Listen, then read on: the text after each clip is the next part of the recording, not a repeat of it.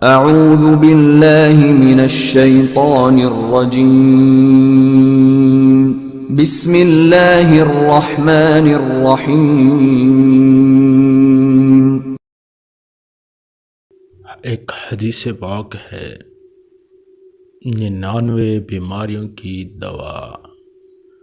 رسول پاک صلی اللہ علیہ وآلہ وسلم نے ارشاد فرمایا، جو شخص لا حول ولا قوت الا باللہ پڑھے گا تو یہ 99 مرض کی دوا ہے، جس میں سب سے چھوٹی بیماری رنج و غم ہے۔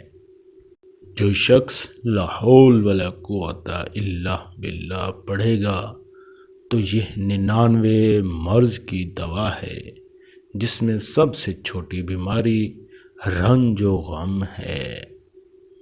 اللہ اکبر۔